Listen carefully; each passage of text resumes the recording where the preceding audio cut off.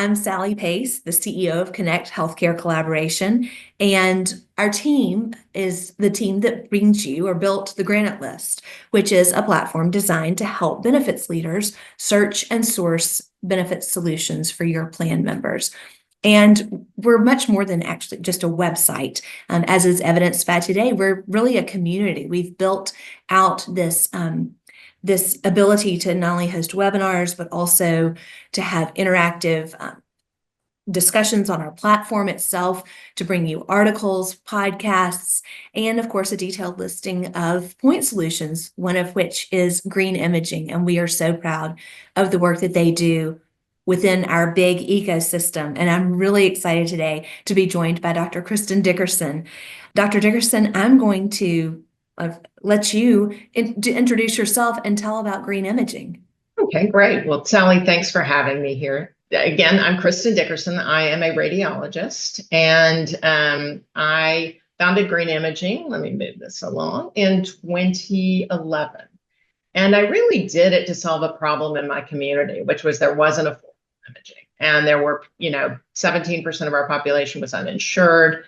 Deductibles were climbing. So those people, even if they didn't know it, should be self-pay. And, I would have friends call from the hospital and say, this MRI is going to be $2,000. Do I really have to pay that? And at that time, they really did. The big chain of imaging centers that was operating in network was purchased by a hospital system, and the prices tripled overnight.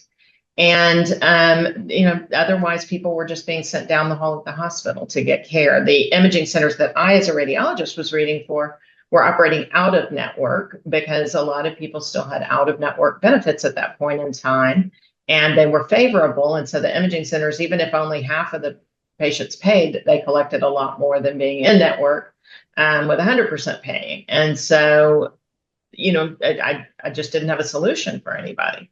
Started thinking about it and investigating, did a pro forma to build an imaging center that would be lower cost. It was going to be 3 to 4 million in debt. That it made no sense. So I was going to have to do what everybody else did.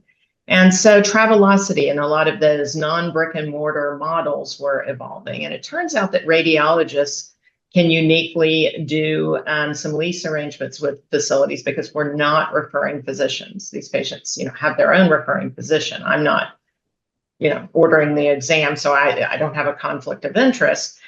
We can do lease arrangements with imaging centers. So we flipped imaging on its head, where traditionally an imaging center would pay the radiologist for a read and bill for the whole study globally. We paid the imaging center for the scan. We read the study and billed globally. And so we were able to serve, a nice number of people in the Houston area and then throughout Texas doing that. But if you drop to the bottom of my background here, you will see that I ran a self-funded healthcare plan when I was managing partner of a big multi-specialty practice in the Texas Medical Center. And so we were doing direct contracting over 20 years ago to hold down the cost of our care. So we had a Blue Cross Blue Shield network. And so I always saw the potential for green imaging to do that. And very quickly, we entered that market working with TPAs and employers. And as we grew, it became very clear we had to be in 50 states to do that. So we are now in 50 states. We work with over 5,000 facilities nationally. And it's a big business now. And there's definitely a need for it in this new healthcare ecosystem.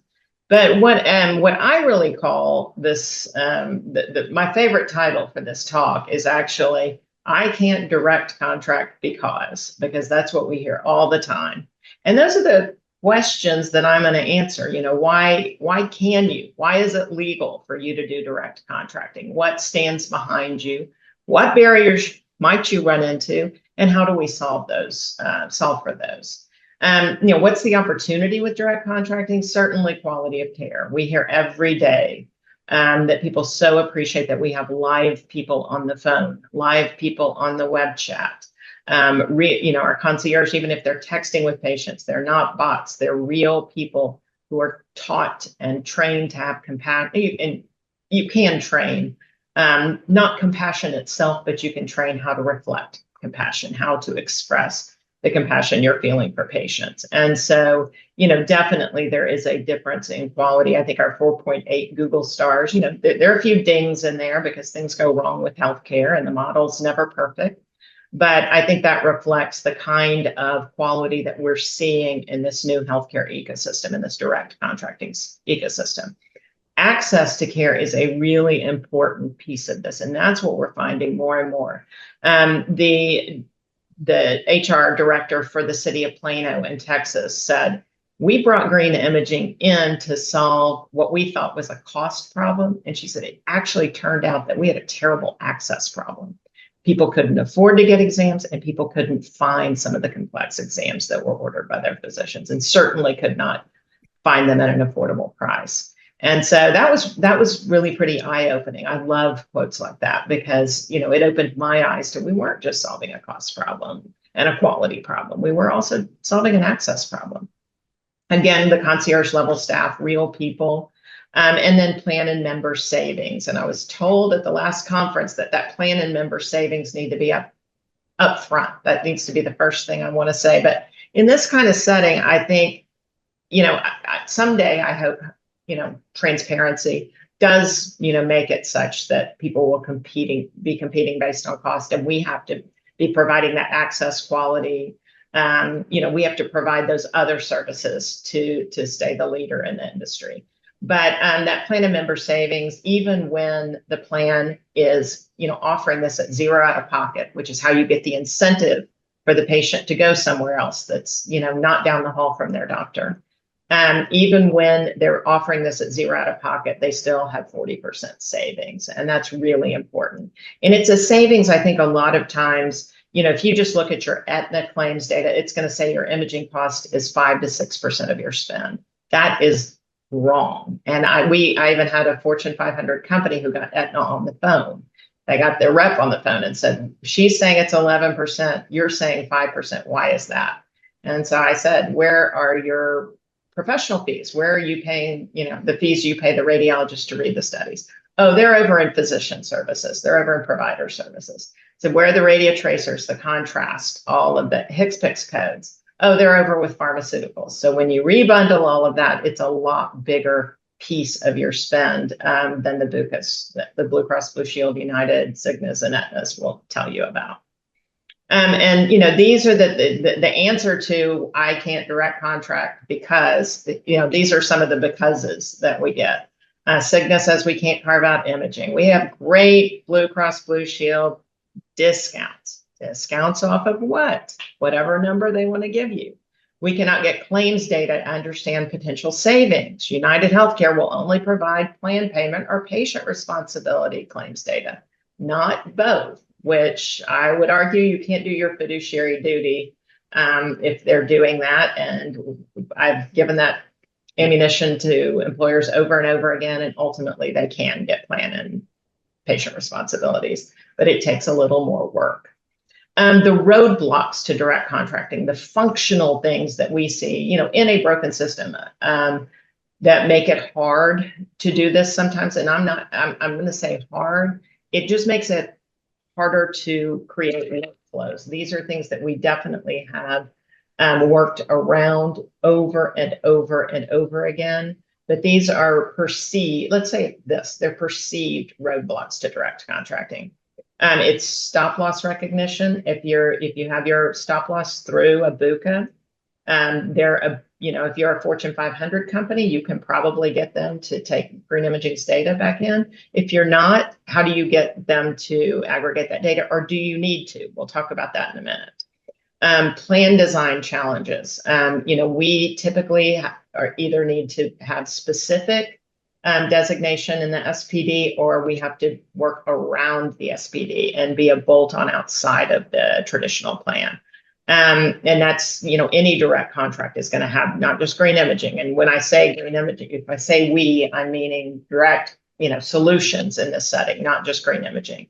Qualified high deductible healthcare plans and the challenges with first dollar coverage. There are lots of ways to get around that. TPA and flexibility, we'll talk about some of the problems that arises there. There's certainly fantastic TPAs out there. And then there's some who want to do it the way they've always done it and are more resistant to doing direct contracting. That should not stop you from direct contracting, though.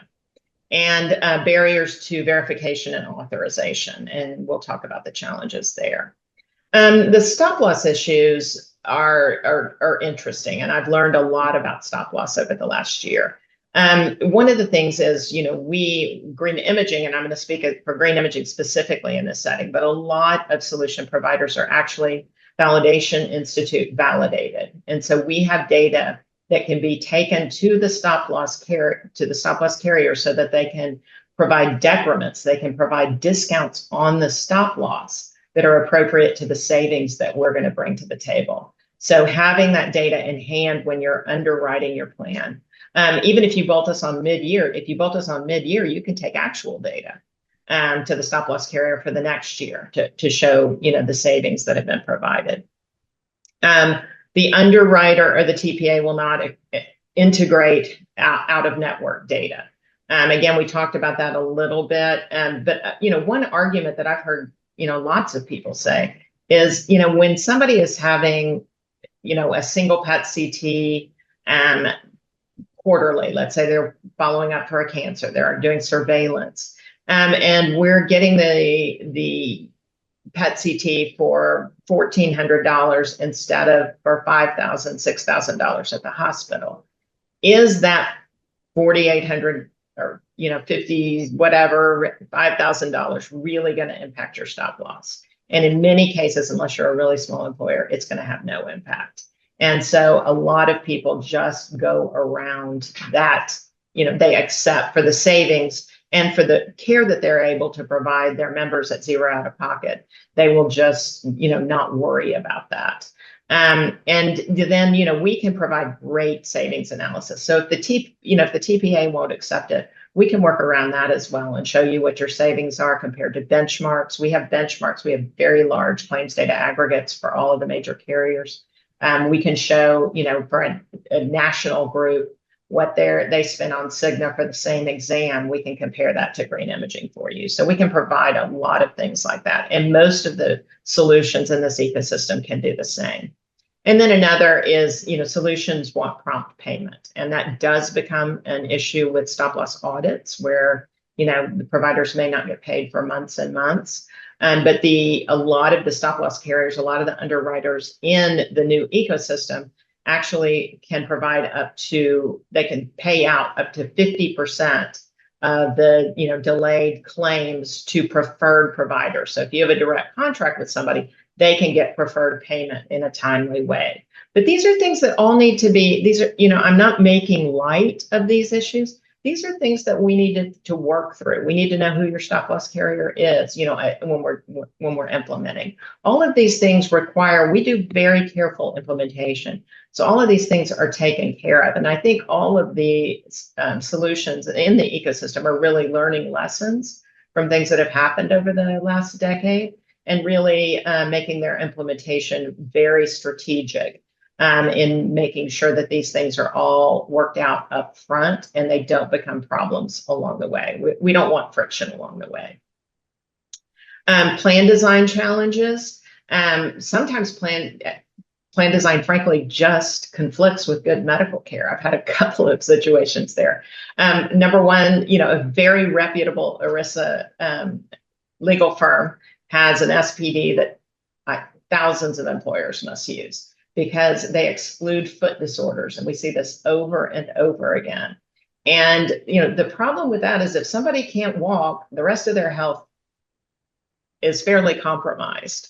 And so, and we even I found this out because it was actually an MRI of the ankle that was denied. And I said, you don't just have an SPD issue. You don't just have a plan design issue. You have an anatomy issue because the ankle is not the foot. And so, we frequently have to work through issues like that. Another one was where somebody had a chest x-ray for night sweats. And the only ICD-10 code for that is excessive sweating. And so there's not one that's specifically night sweats. Well, every good doctor knows night sweats. I mean, you're going to think TB, you're going to think HIV, you're going to think about significant diseases. Well, this was actually denied because it was cosmetic. Excessive sweating was cosmetic. And so we just over and over again, we have to work through some of these plan design. And it's not just the plan design can be bad, like the foot, and some of it's just the TPA's interpretation. It's not a medical person often doing this. It is a somebody who is just reviewing claims and doesn't have a medical background. And so we really have to work these hard. Another issue is screening exams, quote unquote, which are actually paid for in many MEC plans and can be paid for in a qualified high deductible plan that can be first dollar covered, are not defined anywhere. Even the IRS, everybody says, oh, refer to the IRS document. IRS document is very non-specific. And so I know that I've seen an ERISA attorney recommend that anything the DPC says is screening, and that has held up well. We really like to list them. We have a list that we consider screening exams, and we ask that those be defined in the SPD so that there's just no question when the TPA comes around to reviewing claims. But that's another problem, and they vary from plan to plan, and it's hard for solutions to implement. We really do need, and this is one of the things I really like that Health Rosetta is doing with their open source, is we do need some best practices in the industry and people doing things more uniformly, because it will hold down costs for all of us compared to our team having to go, are we having to write code to see if it's covered, or team members having to review a document to see if something's covered. That's an unnecessary cost. Coverage of screening exams in SPDs is often in conflict with modern published guidelines. If we waited for all women to have DEXA scans until they're 65, which we have for a lot of years, over 50% will be osteopenic already. And we are now there's some good medications. Now there's some therapy that can be done that really can reverse that. But the best thing is for them never to become osteopenic, and certainly never osteoporotic. And that's the whole idea of a screening exam, is to get ahead of it, not catch it after it happens. That's really a diagnostic study. So that's very important. And then conflicting, confusing plan design language. And what you often see is advanced imaging and screening exams used in an SPD, but not defined. And so what about a nuclear medicine study? Is that advanced imaging, or is it routine, or is it something else? It's really hard to know. Sometimes ultrasounds are one that some consider advanced imaging and others consider routine. So those are issues that we run into. Now, these are really some, what we call them really internally, the hacks. These are hacks for working around first dollar coverage limitations with a qualified high deductible healthcare plan. And we have different clients who use these. If you see at the bottom, our in-house attorney says they need to review it with their own counsel. We're not recommending these, but these are strategies we have seen used to get around the first dollar coverage limitations. Know that the first dollar coverage limitations are not law. It is IRS. It's an IRS issue. It is a taxability issue. And so that's very important in some of the strategies. And so number one here, and the one that we've seen work the best, is that the employer goes ahead and funds this at zero out of pocket. They provide first dollar coverage. And if the member has not met their deductible by the end of the plan year, then the cost of these exams is W-2, it becomes taxable income. So the coverage for this becomes taxable income. They get a W-2 for it. Well, it's going to be a lot less expensive for them to just pay taxes on this than it would have been. We know 50% of people are delaying care or not getting care because they can't afford it. They're getting the care they need, and then they're paying a lot less for it because it's just the taxes on it that they're having to pay.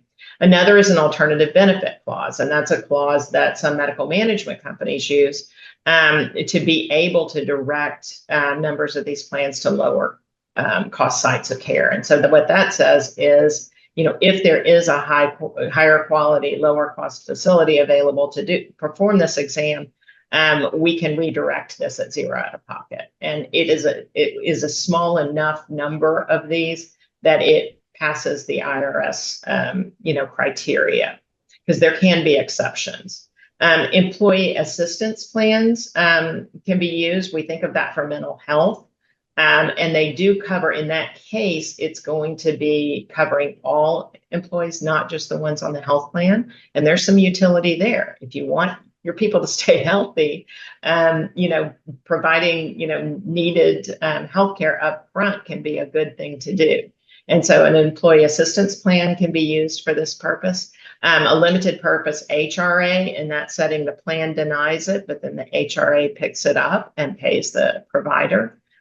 Patient credit. I know there was at least one of these solutions at the last conference I attended, but Patient is one card that, an employer can provide this service to their health plan members. It's a zero interest loan. The employer pays a PEPM, and they can offer zero interest loans to people to pay for care. And so you could offer that up to the minimum statutory deductible and get, at least they could get a loan. So at least those 50% of people are getting the care they need.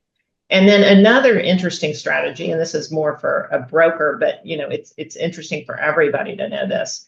A lot of, since you're offering multiple different plans potentially to members, you could offer two very similar plans, turn on or qualify the HSA for one plan, and don't turn on the HSA for the other. So it becomes more of just a catastrophic plan without an HSA.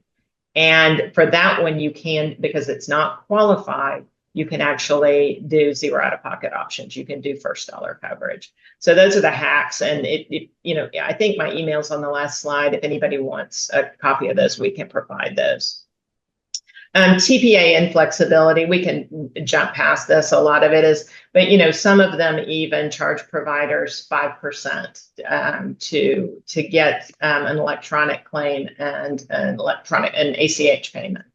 And most of us, 5% gobbles up most of our margin, as new businesses. So there are a lot of things in here that always know you can work around the TPA. The TPA doesn't, yes, they're great for handling traditional claims, but TPA rubber stamp, they're rubber stamping the same way we can. We find more TPA mistakes than we make. So you can always work around the TPA. And I would say our larger employers are more often working around the TPA than smaller. Smaller, are typically with an independent TPA or often with an independent TPA. And, those are typically more flexible in direct contracting.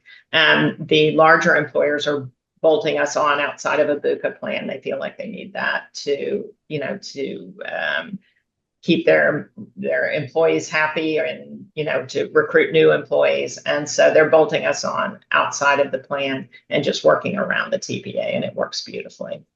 Verification and auth requirements. We actually have one TPA that names their different plans horse breeds and expects us to know which of those is what. And we found that one quite amusing.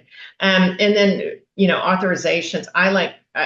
And for me to say I like prior auths, I only like prior auths when they're used to redirect care. That is the only real utility of a prior authorization, is call this number if you need imaging and it comes to us, or it goes to the medical management or navigation team. That is the real use of an authorization, because American College of Radiology did a large study on pre-auths and they don't change utilization. So why are we doing this? I think it's 95% of doctors know somebody who's been, hurt medically or died because of delays caused by authorizations. So, certainly getting around those or using them for the good of directing members to higher quality, lower cost sites of care, those are important things to do. The legislative protections are important here. And the HIPAA omnibus rule is the one that, 2013 is really when it became, the consumers got protections to do cash pay. Before doctors were limited because the networks would say you can't offer self-pay, you're contracted with us, you can, these members can only come through the network to access you, and patients were told that. Now you will see in those agreements that it says except where excluded by law, and it's the HIPAA omnibus protections that actually allow that if somebody pays cash for an exam. So it really, what it says is that you have the right to withhold your PHI from your insurance company.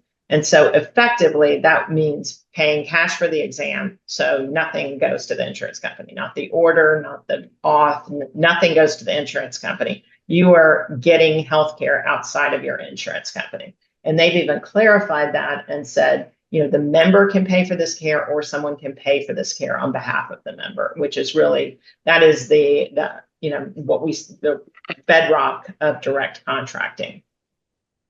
And then there are HIPAA related clauses in these contracts as well, that talk about how, there are exclusions, there are applicable laws and regulations that may apply, that, outside of where they say, you can't carve out these things. The non-carve out clauses are actually overridden by HIPAA related clauses. And then, again, what's super important here is that, you've heard the barriers, but you've also heard solutions.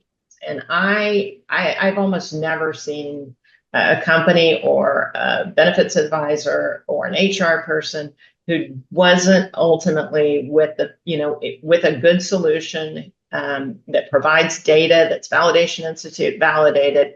I've almost never seen these barriers preclude direct contracting. People may fall back on that because they don't want noise. But let me tell you, there's a lot of noise going on when people aren't getting care, when they're not able to afford care. I think that noise is right. It's the new cancers. It's, the cancers that are diagnosed at stage 3 instead of stage 1. Ends up costing the plan a lot more when that happens, hundreds of thousands more.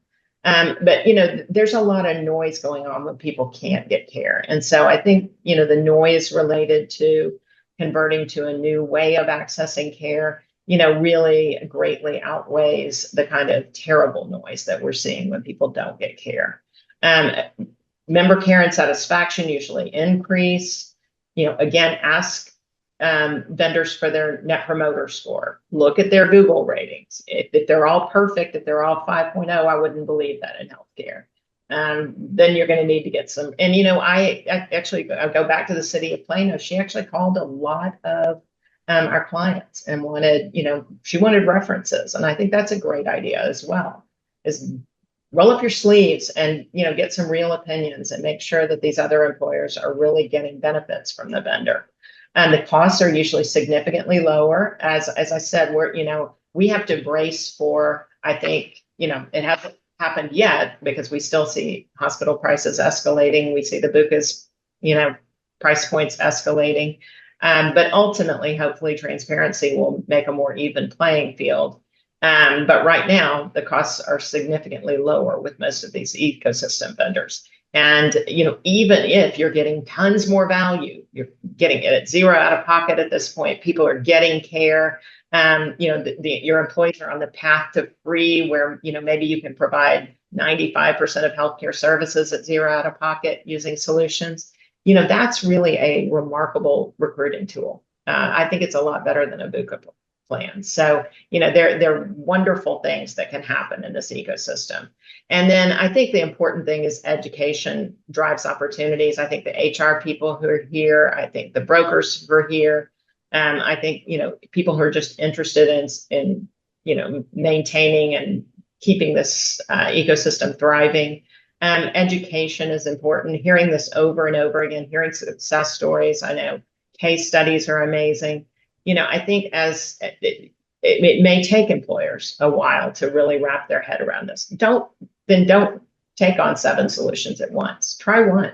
And, for me, I think direct primary care is a great, any kind of more better access primary care is a great first step. And green imaging is often a first step. People consider, okay, it may be noisy for patients to have to change their doctor, but nobody cares about their radiologist. They should care about their radiologist, but nobody's really tied to their radiologist at the hip. And so, maybe that's a better first step. And we're very often the first step for employers. And so greenimaging.net, my email address, it's right there, Dr. Dickerson at greenimaging.net. And so any questions or any supporting materials you'd like.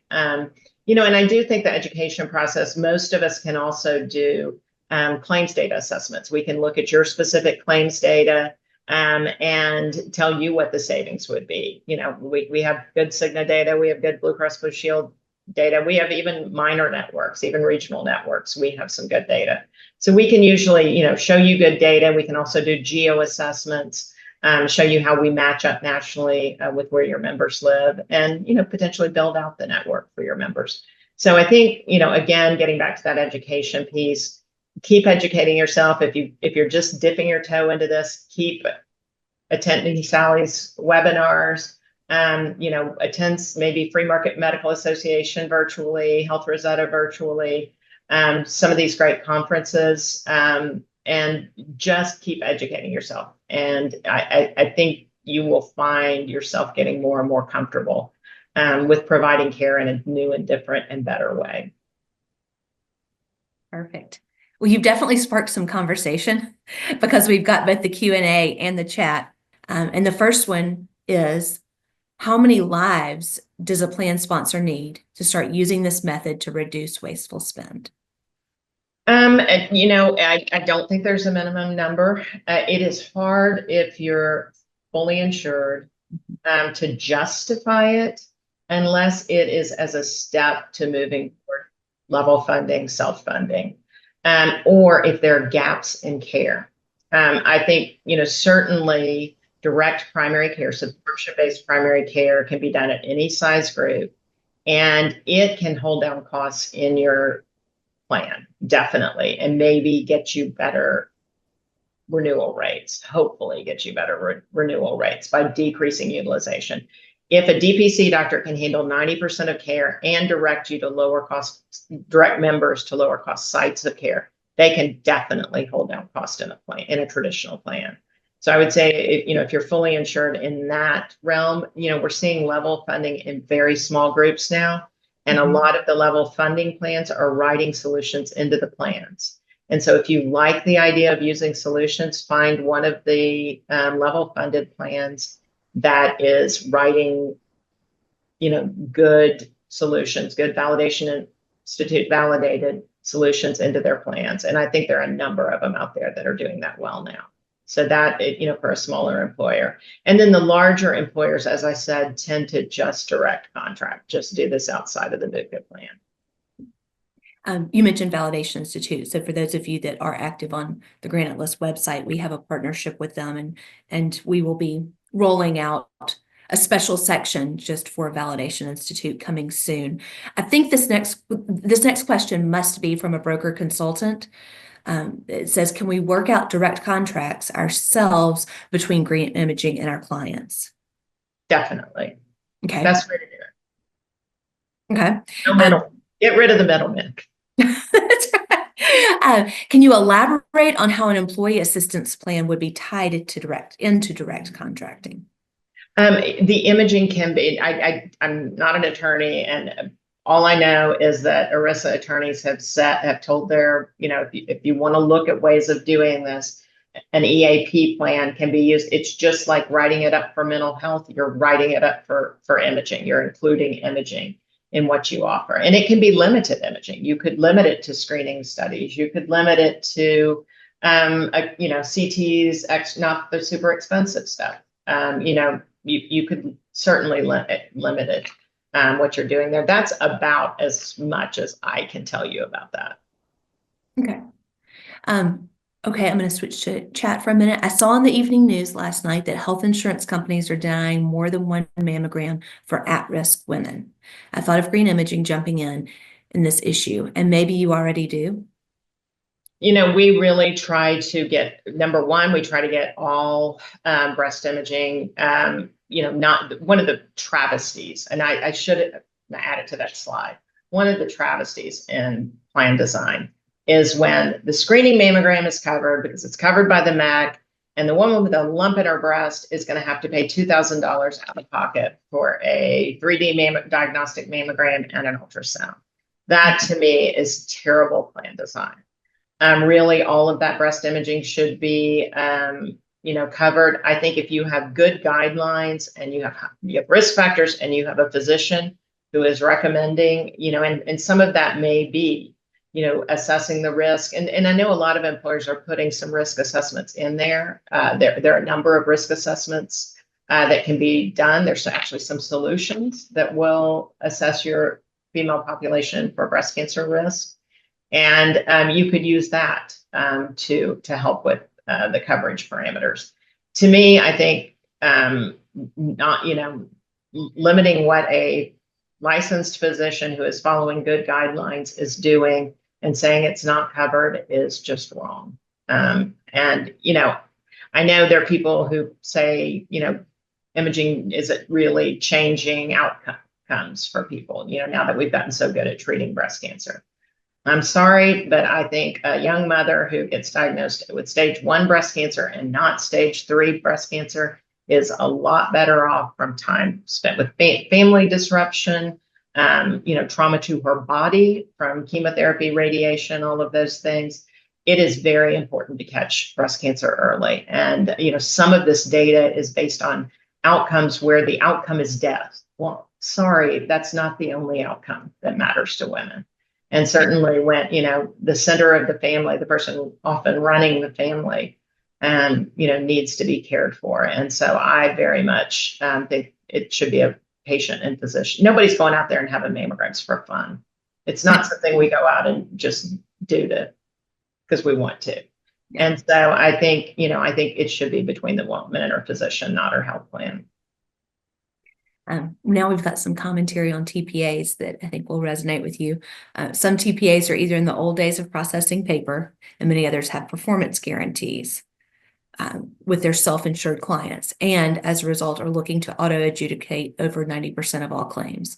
This is where high-dollar claims, unbundled claims, and the tricks providers and hospitals use to increase their revenue past basic system edits and payments is remitted. Any additional thoughts on TPAs? It's a problem. The auto adjudication is a real problem. The good ones can write code that, that our NPI, we're over 5,000 facilities. Yeah, we're a single NPI. They should be able to write something to bypass the discounts and the applied to deductible. It is a tremendous challenge for some. And that's why often we will just tell these employers, look, you're going to have to pay us directly. This TPA it's not doing this right. The other one I love and that some people aren't aware of is the clawbacks, where they make a mistake. And I've seen this in the fiduciary duty information. You need to make sure that your TPA agreement doesn't allow this, where a TPA makes a mistake, claws back the money from the provider. We've even had, if you're with a BUCAH plan, you can have it sucked out of your bank account. How do you like that? Otherwise, they just withhold it from future claims, even if you have an argument that wasn't an incorrect payment. And then they get to keep some of that money, or a significant portion of that money, because they clawed it back. And so that's one of those fiduciary duty things you need to be really careful about. So look at those clawback terms in your contracting. Sounds borderline scandalous. Next one is direct pay, a reasonable option for physicians working in inpatient setups like ICUs, as it may include many hidden costs. Yeah, that's a tough one. And, I'm on the Independent Practices Committee of the Texas Medical Association, and we're talking about this. It's really hard, I think, as, unless you're working with really large employers. I think really large employers would love to manage those physician costs. Or if you're with a large group of physicians. I think we know if you're with a large group of ICU physicians, that is a place that you would have some bargaining power. And you could, go and do some direct contracting. One of my favorite stories in this ecosystem, though, is Geetinder Goyle, who was a pulmonary intensivist, Yale trained. And he finally figured out that, staffing the Methodist pulmonary ICU in Houston, that 95% of those patients didn't belong there because they either didn't have primary care or they didn't have end-of-life directives. And that's why he's now a DPC doctor. And so, there are other ways to take care of those patients other than being in the ICU all the time. I think if you can keep them out of the ICU, you're doing a tremendous thing, maybe a better thing. We had DPC, the DPC world on yesterday, so I think it would be a perfect combination of your presentation today and theirs yesterday. Right, the last question that we have, it's a pretty good one to end on too. What one thing should employers have top of mind this year when evaluating direct contracting? That's a loaded question. Well, it is. I think what we're seeing in the industry is that you need patient-centric solutions. I think we're seeing the platforms fail. And so I think really looking at those net promoter scores, looking at good data on their outcomes, or, it's really hard for a radiologist to talk about outcomes. But I can tell you I've only had, I have a repeat rate of 7 exams over 13 years, for quality. That I think speaks to our outcomes. And so I think really making sure, and it, again, that's that fiduciary duty, which is a buzzword in the industry this year. Making sure you're doing your fiduciary duty with the solutions you pick. And I think patient-centric solutions.